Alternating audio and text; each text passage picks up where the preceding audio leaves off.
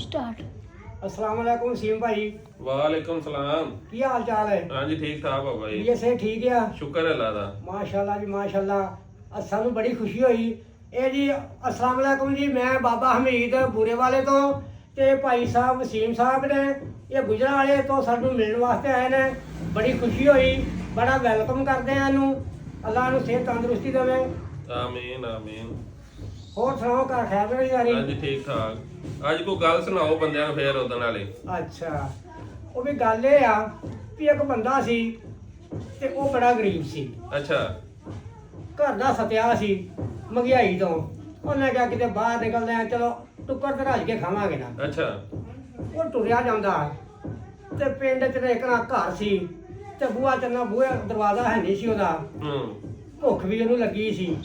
ਉਹਨੇ ਕਿਹਾ ਚਲ ਅੰਦਰ ਵੜ ਕੇ ਬਹਿਣਾ, ਕਿਤੇ ਰੋਟੀ ਬੁਰਕੀ ਲੱਭ ਜੂਗੀ। ਅੱਛਾ ਉਹ ਜਦੋਂ ਅੰਦਰ ਵੜਿਆ ਨਾ, ਉਹਨੇ ਛਾਬੇ ਫੋਲੇ ਤੇ ਵਿੱਚ ਦੋ ਪਰੌਂਠੇ ਪਏ ਹੋਣ। ਅੱਛਾ ਉਹਨੇ ਕਿਹਾ ਜੇ ਹੁਣ ਮੈਂ ਖਾਵਾਂ ਤੇ ਇਹ ਤਾਂ ਚੋਰੀ ਹੋ ਜਾਣੀ ਹੈ ਤੇ ਮੈਂ ਚੋਰੀ ਕਰਕੇ ਨਹੀਂ ਖਾਣਾ।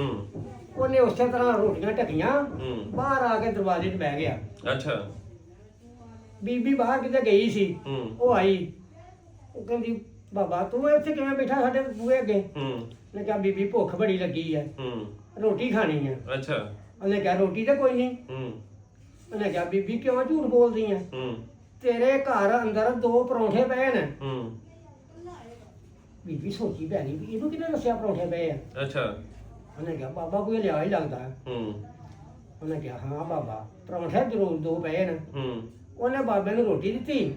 ਬਾਬੇ ਨੇ ਢਿੱਡ ਭਰ ਕੇ ਰੋਟੀ ਖਾਧੀ, ਅੱਲਾ ਦਾ ਸ਼ੁਕਰ ਅਦਾ ਕੀਤਾ। ਅੱਛਾ ਤੇ ਜਾਣ ਲੱਗਾ ਬੀਬੀ ਆਂਦੀ ਬਾਬਾ ਜੀ ਜਾਣਾ ਨਹੀਂ, ਤੁਸੀਂ ਸਾਡੇ ਮਹਿਮਾਨ ਜੇ, ਸਾਡੇ ਕੋਲ ਰਹੋ। ਅੱਛਾ ਫਿਰ ਬੀਬੀਆਂ ਦੀ ਗੱਲ ਆ, ਤੂੰ ਇੱਕ ਨੂੰ ਦੱਸ ਤੇ ਸਾਰੇ ਪਿੰਡ 'ਚ ਫੈਲ ਜਾਂਦੀ ਹੈ। ਇੰਜੇ ਗੱਲ ਹੈ ਵੀ ਸਾਡੇ ਘਰ ਬਾਬਾ ਆਇਆ, ਬੜਾ ਸਿਆਣਾ ਆ, ਸਾਡੇ ਘਰ ਰੋਟੀਆਂ ਪਈਆਂ ਸੀ, ਬਾਬੇ ਨੇ ਦੱਸ ਦਿੱਤਾ ਵੀ ਤੇਰੇ ਘਰ ਦੋ ਰੋਟੀਆਂ ਪਈਆਂ। ਅੱਛਾ ਤੂੰ ਸੁਣ ਮੈਂ ਸੁਣ, ਕਰਦਿਆਂ ਕਰਾਉਂਦਿਆਂ ਸਾਰੇ ਪਿੰਡ 'ਚ ਲਾਲਾ ਲਾਲਾ ਹੋਈ। ਬਾਬਾ ਆਇਆ ਬੀਬੀ ਦੇ ਘਰ ਤੇ ਬੜਾ ਸਿਆਣਾ, ਬੜਾ ਲਿਆ ਆ। ਅੱਛਾ ਉਹ ਕੋਈ ਬੰਦਾ ਸੀ ਤੇ ਉਹਦੀਆਂ ਗਵਾਲੀਆਂ ਖੋਤੀਆਂ।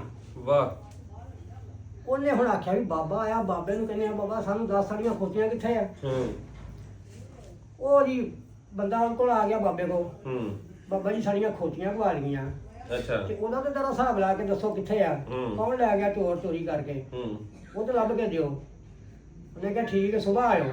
ਅੱਛਾ ਹੁਣ ਉਹ ਤੇ ਚਲੇ ਗਿਆ, ਰਾਤ ਪਈ ਤੇ ਸੋਚਦਾ ਵੀ ਹੁਣ ਇਹਨੂੰ ਸਵੇਰੇ ਖੋਤੀਆਂ ਕਿੱਥੋਂ ਦੱਸਣੀਆਂ। ਵੀ ਬੂਹਾ ਖੋਲ ਕੇ ਤੇ ਅੰਦਰ ਵੇਖਿਆ ਤੇ ਦੋ ਰੋਟੀਆਂ ਲੱਭ ਗਈਆਂ। ਅੱਛਾ ਤੇ ਹੁਣ ਇਹਨਾਂ ਨੂੰ ਖੋਤੀਆਂ ਕਿੱਥੋਂ ਦੱਸਾਂ? ਜਦੋਂ ਰਾਤ ਟਿਕ ਟਕਾ ਹੋ ਗਿਆ ਨਾ, ਉਹ ਉੱਠਿਆ, ਬਿਸਤਰਾ ਵਲੇਟਿਆ ਤੇ ਤੁਰ ਪਿਆ। ਅੱਛਾ ਵੀ ਰਾਤ ਜਿੱਥੋਂ ਨਿਕਲ ਜਾਂਦੇ ਆ, ਸਵੇਰ ਨੂੰ ਲੱਭਦੇ ਰਹਿਣ ਬਾਬੇ ਨੂੰ। ਤੁਰਿਆ ਜਾਂਦਾ ਤੇ ਰਾਹ 'ਚ ਇੱਕ ਹਵੇਲੀ ਸੀ, ਉੱਥੇ ਦੋ ਖੋਤੀਆਂ ਉਹੋ ਹੀ ਡਕੀਆਂ ਹੋਣ। ਅੱਛਾ ਉੱਥੋਂ ਮੁੜ ਕੇ ਪਿਛਾਂ ਆਪਣੇ ਬਿਸਤਰੇ ਤੇ ਆ ਗਿਆ, ਸੌਂ ਗਿਆ। ਅੱਛਾ ਸਵੇਰ ਨੂੰ ਆਇਆ ਜੀ ਘੁਮਿਆਰ, ਬਾਬਾ ਸਾਡੀਆਂ ਖੋਤੀਆਂ ਦਾ ਕੀ ਬਣਿਆ? ਉਹਨੇ ਕਿਹਾ ਬੱਚਾ ਉਹ ਫਲਾਣੀ ਹਵੇਲੀ ਹੈ, ਅੱਛਾ ਉੱਥੋਂ ਜਾ ਕੇ ਆਪਣੀਆਂ ਖੋਤੀਆਂ ਲੈ ਆਇਆ। ਠੀਕ ਹੈ। ਉਹ ਭਾਈ ਬੰਦਾ ਗਿਆ, ਉੱਥੋਂ ਜਾ ਕੇ ਖੋਤੀਆਂ ਲੈ ਆਇਆ। ਮੈਂ ਕਿਹਾ ਵੀ ਬਾਬਾ ਬੜਾ ਲਿਆ ਆ, ਬਾਬਾ ਬੜਾ ਸਿਆਣਾ। ਹੋਰ ਲਾਲਾ ਲਾਲਾ ਹੋ ਗਈ। ਅੱਛਾ ਉਹ ਕੋਈ ਪਿੰਡ ਦਾ ਚੌਧਰੀ ਲੰਬੜਦਾਰ ਸੀ ਜਾਂ ਬਾਦਸ਼ਾਹ ਸੀ। ਉਹਦਾ ਨਾਮ 9 ਲੱਖਾ ਹਾਰ ਗਵਾਚ ਗਿਆ। ਅੱਛਾ ਉਹਦੇ ਤੱਕ ਕੋਈ ਇਤਲਾਹ ਮਿਲ ਗਈ ਜੀ ਬਾਬਾ ਆਇਆ ਤੇ ਬੜਾ ਲਿਆ ਆ ਤੇ ਸਿਆਣਾ ਹੈ ਤੇ ਹਰ ਸ਼ਾਇਦ ਜਿੱਥੇ ਹੋਵੇ ਲੱਭ ਜਾਂਦੀ ਹੈ। ਹੁਣ ਉਹਨੇ ਆਪਣੀ ਨਕਰਾਣੀ ਨੂੰ ਘੱਲਿਆ। ਉਹਦਾ ਨਕਰਾਣੀ ਦਾ ਨਾਂ ਸੀ ਜਿੰਦੋ। ਅੱਛਾ ਜਿੰਦੜੀ ਹਾਂ। ਉਹਨੂੰ ਉਹਨੇ ਘੱਲਿਆ ਵੀ ਜਾ ਬਾਬੇ ਨੂੰ ਕਹਿ ਗਿਆ ਵੀ ਬਾਦਸ਼ਾਹ ਦਾ 9 ਲੱਖਾ ਹਾਰ ਗਵਾਚ ਗਿਆ ਤੇ ਉਹਦਾ ਪਤਾ ਕਰ ਲੱਭ ਕੇ ਦੇ ਸਾਨੂੰ। ਅੱਛਾ ਉਹ ਹੁਣ ਨਕਰਾਣੀ ਆ ਗਈ, ਆ ਕੇ ਬਾਬੇ ਨੂੰ ਦੱਸਿਆ ਬਾਬਾ ਜੀ ਬਾਦਸ਼ਾਹ ਦਾ ਹਾਰ ਗਵਾਚ ਗਿਆ 9 ਲੱਖਾ। ਤੇ ਉਹਨਾਂ ਦਾ ਸੁਣਾ ਆ ਵੀ ਸਾਨੂੰ ਉਹ ਹਾਰ ਦਾ ਪਤਾ ਲਾ ਕੇ ਦਿਓ ਕਿ ਕਿੱਥੇ ਆ। ਉਹਨੇ ਕਿਹਾ ਠੀਕ ਆ। ਉਹ ਹੁਣ ਸੋਚੀ ਪੈ ਗਿਆ ਤੇ ਕਹਿੰਦਾ ਵੀ ਬੂਹਾ ਖੋਲਿਆ ਤੇ ਲੱਭੀਆਂ ਰੋਟੀਆਂ। ਅੱਛਾ ਰਾਤ ਭੰਨੀ ਤੇ ਲੱਭੀਆਂ ਖੋਤੀਆਂ। ਅੱਛਾ ਤੇ ਹੁਣ ਕੀ ਕਰੇਗੀ ਜਿੰਦੜੀਏ? ਕਿਹਾ ਉਹਨੇ ਆਪਣੇ ਆਪ ਨੂੰ ਜਿੰਦੜੀ ਵੀ ਹੁਣ ਤੂੰ ਤਾਂ ਫਸ ਜਿੰਦੜੀਏ ਫਸ ਗਈ ਆ, ਹੁਣ ਕੀ ਕਰੇਗੀ? ਹੁਣ ਉਹਦਾ ਨਾਂ ਸੀ ਜਿੰਦੜੀ। ਅੱਛਾ ਨਕਰਾਣੀ ਦਾ। ਉਹਨੇ ਹਾਰ ਚੋਰੀ ਕੀਤਾ ਸੀ। ਅੱਛਾ ਉਹਨੇ ਕਿਹਾ ਬਾਬਾ ਜੀ ਆਹ ਵੇਖੋ ਮੇਰਾ ਨਾਂ ਨਾ ਲਿਓ, ਹਾਰ ਮੇਰੇ ਕੋਲ ਆ ਤੇ ਮੈਨੂੰ ਬਚਾ ਦਿਓ। ਅੱਛਾ ਬਾਦਸ਼ਾਹ ਨੇ ਤੇ ਮੇਰਾ ਘਾਣ ਬੱਚਾ ਘਾਣ ਕਰ ਦੇਣਾ। ਉਹਨੇ ਕਿਹਾ ਠੀਕ ਹੈ ਹੂੰ ਤੇਰਾ ਨਾਂ ਨਹੀਂ ਆਊਗਾ, ਅੱਛਾ ਫਲਾਣੀ ਨੁੱਕਰ ਤੇ ਰੂੜੀ ਹੈ ਉੱਥੇ ਨੱਪਦੇ ਜਾ ਕੇ। ਠੀਕ ਹੈ ਮੈਂ ਕਿਹਾ ਜੀ ਠੀਕ ਆ।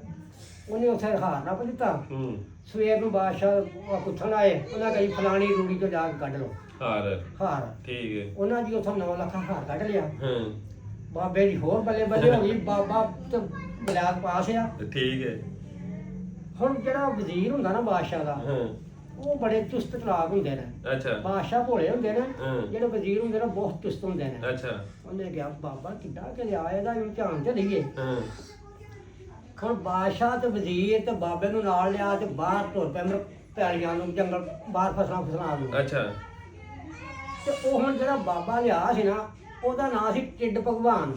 ਉਹ ਜਿਹੜਾ ਅਸੀਂ ਜਿਹੜਾ ਵਜ਼ੀਰ ਪੀਰ ਸੀ, ਜਿਹੜਾ ਪੀਰ ਸੀ, ਅੱਛਾ। ਬਾਬਾ ਜਿਹੜਾ ਠੱਗ ਸੀ, ਅੱਛਾ ਅੱਛਾ ਟਿੱਡ ਜਿਹੜਾ ਲਿਆ ਸੀ, ਅੱਛਾ ਅੱਛਾ ਉਹਦਾ ਨਾਂ ਸੀ ਟਿੱਡ ਭਗਵਾਨ। ਠੀਕ ਹੈ ਉਹ ਜਦੋਂ ਪਿੰਡ ਚੋਂ ਸ਼ਹਿਰ ਚੋਂ ਬਾਹਰ ਨਿਕਲੇ ਨਾ, ਹੂੰ ਤੇ ਅੱਗੇ ਅੱਕ ਆਏ। ਹੂੰ ਅੱਕ ਤੇ ਹੁੰਦੇ ਆ ਹਰੇ ਹਰੇ ਟਿੱਡੇ ਜਿਹੜੇ। ਹਾਂਜੀ ਉਹਨੇ ਟਿੱਡਾ ਫੜ ਕੇ ਮੁੱਠ 'ਚ ਲੈ ਲਿਆ ਵਜ਼ੀਰ ਨੇ ਵਜ਼ੀਰ ਨੇ। ਅੱਛਾ ਵੀ ਹੁਣ ਬਾਬੇ ਨੂੰ ਪਤਾ, ਬਾਬੇ ਤੋਂ ਚੋਰੀ ਲਿਆ ਉਹ। ਹਾਂ ਹੁਣ ਬਾਬੇ ਦਾ ਪਤਾ ਲੱਗਦਾ ਲਿਆਈ ਦਾ ਵੀ ਬਾਬਾ ਕਿੱਡਾ ਕਿ ਲਿਆ ਆ। ਠੀਕ ਹੈ ਉਹਨੇ ਭਾਈ ਜਿਸ ਵੇਲੇ ਮੁੱਠ 'ਚ ਟਿੱਡਾ ਲੈ ਲਿਆ, ਹੂੰ ਉਹਨੂੰ ਆਂਦਾ ਬਾਬਾ ਦੱਸ ਮੇਰੀ ਮੁੱਠ 'ਚ ਕੀ ਹੈ। ਅੱਛਾ ਉਹ ਹੁਣ ਬੋਲਦਾ, ਕਹਿੰਦਾ ਬੂਹਾ ਖੋਲਿਆ ਤੇ ਲੱਭੀਆਂ ਰੋਟੀਆਂ, ਹਾਂ ਰਾਤ ਭੰਨੀ ਤੇ ਲੱਭੀਆਂ ਖੋਤੀਆਂ, ਅੱਛਾ ਕੀਤਾ ਜਿੰਦੜੀ ਨੂੰ ਯਾਦ ਹਾਂ ਤੇ ਲੱਭਾ 9 ਲੱਖਾਂ ਹਾਰ। ਹਾਂ ਤੇ ਹੁਣ ਮੁੱਠ ਵਿੱਚ ਆਈ ਉਹ ਤੇਰੀ ਜਾਨ, ਹਾਂ ਹੁਣ ਕੀ ਕਰੇਗਾ ਟਿੱਡ ਭਗਵਾਨ। ਅੱਛਾ ਹੁਣ ਕਿਹਾ ਤੇ ਉਹਨੇ ਆਪਣੇ ਆਪ ਨੂੰ ਹਾਂ ਵੀ ਟਿੱਡ ਭਗਵਾਨ ਤੇਰੀ ਮੁੱਠ 'ਚ ਜਾਨ ਆ ਗਈ ਹੈ। ਹਾਂ। ਵਜ਼ੀਰ ਨੇ ਸਮਝਿਆ ਵੀ ਇਹਨੂੰ ਪਤਾ ਲੱਗ ਗਿਆ ਵੀ ਮੇਰੀ ਮੁੱਠ 'ਚ ਟਿੱਡਾ ਆ। ਵਜ਼ੀਰ ਨੇ ਮੁੱਠ ਖੋਲ ਦਿੱਤੀ, ਟਿੱਡਾ ਉੱਡ ਗਿਆ। ਅੱਛਾ ਸਹੀ ਬਾਬੇ ਹੈ। ਦੀ ਹੋਰ ਬੱਲੇ ਬੱਲੇ ਹੋ ਗਈ ਹਾਂ। ਤੇ ਬਾਬੇ ਨੂੰ ਇਨਾਮ ਕਨਾਮ ਮਿਲਿਆ ਹਾਂ। ਤੇ ਆਪਣੇ ਘਰ ਚਲਾ ਗਿਆ ਤੇ ਨਿਆਣੇ 'ਚ ਜਾ ਕੇ ਖੁਸ਼ ਵਸਣ ਲੱਗ ਪਿਆ। ਸਹੀ ਹੈ। ਵਾਹ ਵਾਹ ਭਾਈ ਜੇ ਮੇਰੀ ਗੱਲ ਚੰਗੀ ਲੱਗੇ ਤੇ ਇਹਨੂੰ ਸ਼ੇਅਰ ਕਰਿਓ, ਫੋਲੋ ਕਰਿਓ। ਮੈਨੂੰ ਬਾਕੀ ਤੇ ਆਉਂਦਾ ਨਹੀਂ ਕੀ ਕੁਝ ਕਹਿੰਦੇ ਹੁੰਦੇ ਆ, ਕੀ ਕੁਝ ਕਰਨਾ ਆ। ਬੜੀ ਮਿਹਰਬਾਨੀ। ਅਸਲਾਮ ਵਾਲੇਕਮ। ਚੱਲ ਵੀ ਬੰਦ ਕਰ।